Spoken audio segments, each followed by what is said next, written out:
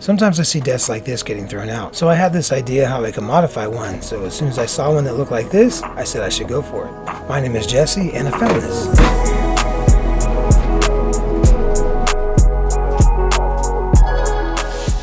The guy who was throwing out this desk said he had it for over 20 years. He said he got it in college, and I'd say it's in pretty good shape for being that old, but he also said it's solid oak, and it is absolutely not. Anyway, before I refinish this thing, I'm going to cut down the sides. The walls of this desk serve as the legs, and so I'm going to cut that off and create a different look. And this is the first step in my process because I'm going to sand this whole thing to refinish it, but I don't want to sand the part that I'm going to cut off. So yeah, I just think this thing would look better with legs instead of what I'm calling wall legs. That's when a piece of furniture just has walls go all the way down to the ground to hold itself up. And now that it's been cut down, I can work on resurfacing this desk. It's like an oak veneer that's over some MDF, and MDF is actually medium density fiber board. It's like a particle board that's all glued together, and it's pretty heavy material. I think it's pretty solid, but if it ever gets wet, it's totally ruined. So I'm just trying to gently sand the veneer because underneath that is this MDF material. So like if it swells or warps in any way and I go to sand it, I might go right through the veneer, whereas if it was a solid piece of wood and I go to sand it, it's just wood underneath. And these drawer tracks are kind of in my way, so I had to remove them before I complete sanding. And actually that's how I know this was a well-maintained desk, because these rails here are really straight and there was no water swelling on any parts of this desk. And I think this style of desk was pretty common in the 90s, so nowadays people are throwing them away. Yeah, and when you look inside here, you can clearly see that this is MDF, but then all these rounded trim pieces are actually solid oak. And like this inside part of the desk, it's not the main attraction, but I need it to be clean, so I'm just giving it a scuff sand. And this little sliver of veneer is starting to come up, so we're just going to put some glue on that and a piece of tape.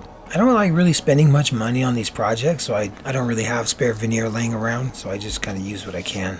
And actually, these drawer faces are also solid oak. And this drawer in particular was probably in the best shape. It didn't really have much discoloration, but all the other drawers were a little messed up. Like this next drawer has like a black grime on the top of it, and all the other drawers have it in the same place too. And the center drawer has it even worse. So like, is it just from his hands being dirty and he uses that drawer a lot, or is his tummy touching this and his tummy's dirty? I don't know. It was a mystery that I could not solve. And it would have been difficult to clean except for the fact that these were solid wood, so I could just sand them infinitely. And then I just touch up the handle part with the folded up piece of sandpaper. So I see when some people restore furniture, they want it to look original, but I don't always understand that, because a lot of the time the original looks kind of ugly. Like the original came from a factory, it had no charm. So I challenged myself to see how I can give it a different look, you know, some experimentation. So like right here, I'm just doing a walnut stain over this oak veneer, and I think it's going to look pretty good that way, but that's just kind of standard, you know, like we're barely into the 3rd minute of this video. There's no challenge there, no creativity. So I'm just getting through the staining part, the refinishing of this desk so that it's smooth and professional. But because I'm adding legs to this thing, I'm creating a few different challenges. So I'm going to have the legs run all the way up the sides of the desk, and that's just going to be a little bit redundant, wood on wood. So to give it some contrast, a little bit of style, I'm going to paint the sides of this thing. That's why I taped the sides of the desk, just to keep the stain off the area that I'm going to paint. And I prefer to use walnut stain on oak because I don't really go for that traditional yellow oak look. Maybe once in a while is okay, but I think that yellow oak look is just kind of overdone. And as you can see, after I apply stain, I like to rub it down with this cloth. I'm just trying to work it into the grain and also get it as even as possible. At first it just kind of smears around, but eventually it really gets worked in there.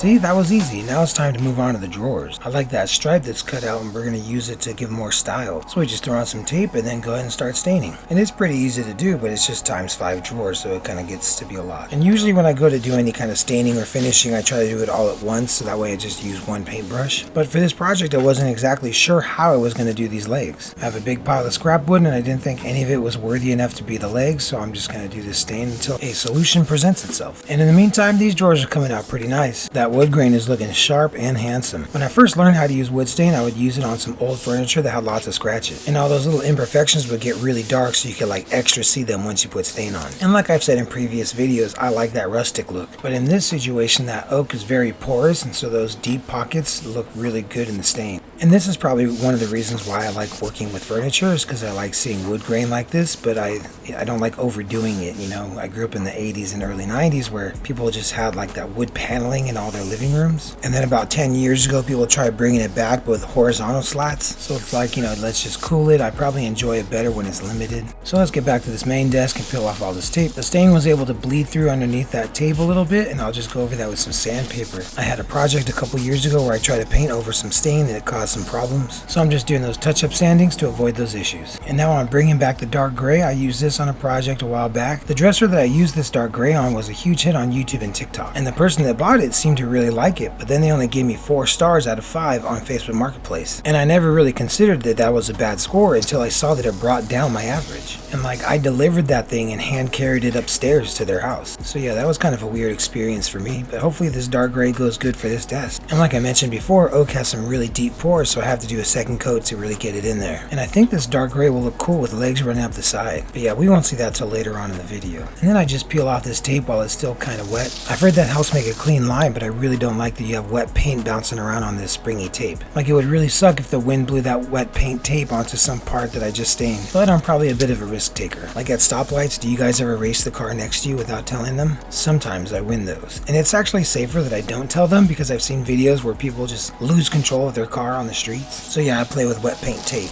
not with people's lives. And if you recall earlier, I just scuff sanded this interior part here. It's like the cave of the desk. And that's finished, so we're going to go back to the drawers and peel up that one piece of tape and put down several more pieces of tape. And blue masking tape can actually be a little bit pricey, and I don't like that about it. And I found that they do sell it at the dollar store near my house, but I just have to be careful that way because it's probably an inferior product. And I'm just painting this stripe right here to match the desk. So yeah, I like to add paint to some of my furniture projects. I like to mix things up a bit. Like this one time, my dad's friend was over here and I was showing him this cabinet that I restored, and I showed him that I painted the interior. And like, the whole thing was finished, like it was pristine, it looked good. And he goes, why did you do that? Why did you add paint? Doesn't that destroy the value if you don't keep it original? And I'm like, it's not worth anything. It's from the trash. It's only worth something if I can trick people into wanting to buy it. And I can only do that if it looks cool and I like it. And I don't know much about antique selling, but I know that I like painted furniture. And maybe it's fun to put paint where it doesn't belong. And yeah, these lines came out pretty straight. I just have to touch up a little bit with this rag here. And during that process, this friend of mine brought over this desk. It had like kind of rickety legs, but this really thick desktop. And this wood is really straight in pretty good condition, so I think we might have the lumber for the legs. It has some pretty weird hardware underneath. I think this was supposed to be a drafting table. And I saved these metal pieces for a while, but I didn't know what to do with them, so eventually I just got rid of them. I never know what to do with hardware. I end up just keeping it until it's in my way. And now I'm using this very old table saw to cut these pieces of wood into 3-inch strips. Eventually I'm going to need to replace the belt on this old table saw, but for right now it's still putting in the work. And I'm pretty sure this wood is just pine, but it seems kind of hard and heavy, so I'm not sure what kind of pine it is. I think I need a lot more experience before I can identify wood species. I primarily work with oak and pine because that's what people throw away. But yeah, this was oddly heavy, so I think it was good enough quality, and I had just enough to make these legs the way I want. And yeah, I just kind of had a vague idea of what I wanted to do with these legs, but I had no idea how much work would actually go into it. So I got out the old miter saw so I could make some repeated cuts. So first I started with these angled cuts because I was the most stressed about those two. I clamped these boards together because I thought it would be difficult to get the same exact angle on both those pieces. So I just cut them at the same time, but then the 90-degree cuts were just a lot easier. So I had to cut different lengths for these style of legs. I had to cut some really long ones that go up the side of the desk, but also had to cut some short ones that go underneath the desk. And this angled cut right here isn't very important. It's just to make the top of this leg look good. You're not supposed to cut wood like that with a miter saw, but it's kind of easy for me. I don't know why. So yeah, go ahead and don't do that if you're not me. And I just need a couple more short angled legs. And the part that I didn't think of when I came up with this idea was how much sanding would be involved. I just made 8 different leg pieces and they all need to be sanded on like 4 sides. Like, I did not know what I signed myself up for, but sometimes it is necessary. So like, this wood had like a really thick finish on it. So I had to sand one side of this completely raw, and the other side just needed a scuff sand, and the 2 ripped sides just needed to be like sanded down so you don't see the cut marks or any burn marks. And you might be wondering why I made 8 legs. So I have the long legs go up the side of the desk, and the short legs are going to be attached to those long legs but at the bottom, so that it makes the leg look thicker at the bottom. Oh, see right here I have a couple screw holes that I need to fill up with this toothpick. I think the other side of this board was a little messed up, so I had to use the side that had these 2 screw holes. And after a quick resanding, that patch becomes invisible. So like I was saying, those shorter legs are going to attach to these longer legs, and then the desk sits on top of those shorter legs. So although I had to cut and sand 8 legs, it ends up becoming only 4 legs. Sometimes making cool legs just takes a lot of hard work and thoughtful planning. And now I'm going to glue these together, but I don't really trust that process, so I'm also going to use a whole lot of screws.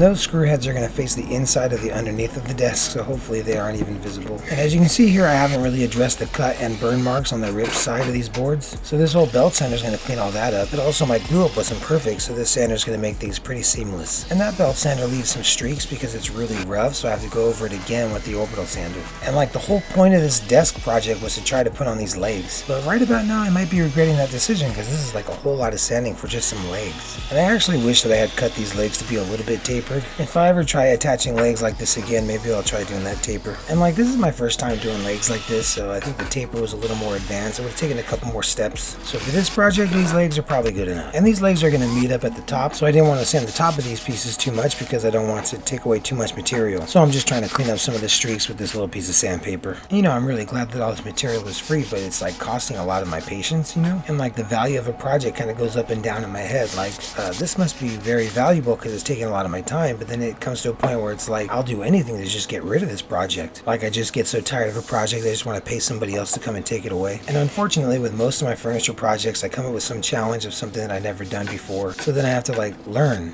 and try new things, get uncomfortable, experiment with new techniques, use my imagination, and unfortunately sometimes get it wrong. I don't think I have a single thing on this channel where I didn't have to do something for the first time ever. Like when I'm brainstorming my projects, I totally need to challenge myself and find something I've never done before. And then when I get in the middle of it, it's kind of like, why did I do this to myself? I'm probably just not satisfied until I've pushed myself to be miserable. And getting to that point on camera just feels way worse. And for this project, I haven't gotten to that point yet, but I'm almost there. And I'll let you know when we get there. I didn't get very much of that moment on camera because I was so mad, like I turned it off in case I like destroyed this thing. I don't want to have records of it on camera. It's like when that furniture piece sees me turn off that camera, it knows something bad's about to happen. Anyway, enough about that. I'm just putting this dark walnut on these legs. I'm using the same stain that I used on the rest of the desk, but because this is a different kind of wood, it comes out a little different. Grain on these legs is way different from what's on the desk, and I think that's what makes the color come out so different. So I think tapering and rounding over the edges on these legs would have made things look a little bit better. I don't know, it seems like the color difference was probably minimal, but it bothered me a little bit. And I actually wonder what people are able to see or even notice when I go to sell these things. I always provide a lot of photos when I go to sell stuff because I want to show off all the work that I put in, but also I don't like people asking me for more photos. Like I don't really get people telling me that it looked different in the photos than in person. Or maybe like there's something they don't like about it once they get home. To the best of my memory, I think I've only had like 2 or 3 incidents where someone didn't like something when they saw it in person, but that was like 8 years ago, and it was actually a couple customers in San Francisco. This lady paid me to deliver it to her house in San Francisco and lied about there not being stairs. It was some antique looking dresser, and once I got it up into her bedroom, she noticed that the back panel was a little bit loose, so she didn't want the thing at all anymore. It was very frustrating because it was like an hour drive, this whole thing with the stairs, so I'm always cautious of that ever happening again, you know. Okay guys, I'm actually here at the frustrating part of the project. This is our 2-inch screws, and these are going to go through the wall of this desk into the leg that I just made, and I don't really have a good way to put pressure on that leg. Both my arms are fully extended to reach these screws, and that's like terrible for leverage, and I got to put my head inside this box, and I can't get the camera in there to show what I'm doing, and I'm using screws that are Phillips, and they're a little soft on top. Someone gave me this jar of screws, so like sometimes the top gets stripped a little bit. I'm sure you had that. It's very frustrating, and I basically don't bother trying to record this side. So it was at that moment when I had my head inside this box and I'm trying to use all my strength to force these screws through the legs that I began reconsidering all my life choices that led me to this point. Like I somehow edited this to make it look like it wasn't very difficult because I couldn't even show you what I was doing on camera, but man, I didn't think I could finish it at that point. And somehow I got it right. The legs did exactly what they're supposed to do. As you can see, they meet up at the top and then they extend down underneath the desk and have the right height. And now I'm putting a clear coat finish on this desk. Normally when I do wood stuff I use oil-based polyurethane, but because this one has paint on it, I don't want to discolor the paint. I use water-based polyurethane. For some reason this stuff kind of looks like milk, but once it dries it's pretty clear. And I usually try to do the whole project with one paintbrush that I got from the dollar store, but this project took 2 brushes because I did the stain earlier. Don't want to get that stain into the polyurethane. And you're getting a good look at the legs right here. This is exactly how I wanted them to come out. And this desk is pretty big and bulky. Maybe these legs would look better on a slightly smaller desk. And I thought that gray paint would look really good with this wooden legs over them. And we'll add the clear coat to the faces of the drawers as well. Hopefully they can stay clean this way. And yeah, I sometimes wonder what people are going to do with the furniture I sell them. Like I would assume that this desk is going to go into somebody's home office. Like this one time I refinished this armoire cabinet and I thought that someone would need it for like a studio apartment where they don't have a closet, but instead this guy with a humongous house just wanted it in his garage, like he was going to store some of his equipment in there. It just seemed like shelves could have done that, you know? And sometimes I'll bring a dresser into a home that looks like it was perfectly curated, like if that dresser was made exactly for that one house. Well, this desk went into a really nice family in Santa Clara. I thought it was a little unfortunate that we had to put it in the living room because you couldn't even see the sides of the legs, and that was like the whole point of this project. But it did really match the other furniture, so it was a pretty good fit. And this family runs a bakery. They make cool cookies. It's called Baconstein. You can order like these big batches of nice cookies on their website. They call them monster mashes. They look so good. I didn't get a chance to eat one. I should have traded this desk for a whole bunch of cookies, you know. Anyway, I recently reached out to these people to see if it's cool if I mention their website on this video, and they said that it's cool, and they also said that they still love this desk, so I thought, you know, great. I was a little self-conscious, and now I feel better. And right here I'm putting in the tracks for these drawers, and like I said before, these are pretty straight. I've had to deal with these kinds of drawer tracks before that like kind of bend a little bit, and you have to try to straighten it out, and it's kind of annoying. I should probably try to find furniture that has a bunch of these so I can just harvest them and use them for my own stuff, because they get kind of expensive at a hardware store. And these screws right here are pretty much the last steps on this desk project. So I hope you guys enjoyed this video. Hopefully you're able to learn a few tricks. You can see pretty well right here where I attached the short legs to the long legs, and that's holding up the desk. And it came out pretty sturdy. I actually had to stand this thing up on its side to transport it with a dolly. And this desk is really heavy, so when you hit that certain angle, there's suddenly a lot of fear that these legs might just pop out. But it made it just fine, so as long as you keep all 4 legs on the ground, this thing should be lasting forever. So yeah, that's the finished desk. It got a bit of refinishing. I think the grain on the drawers looks so good. The dark gray paint looks pretty interesting. The top of the desk had some minor scratches and some discoloration, but I think it came out really good in the end. And yeah, the legs really tested my patience, but they came out pretty good. This desk started with a pretty basic design, and I think I took it to a whole other level. Let me know how you think it came out in the comments. I took this 90s desk and tried to give it a modern look. It was a fun project, and as you can see, it was a little bit challenging, so I hope you guys are able to do some fun projects yourself. And thank you guys for watching.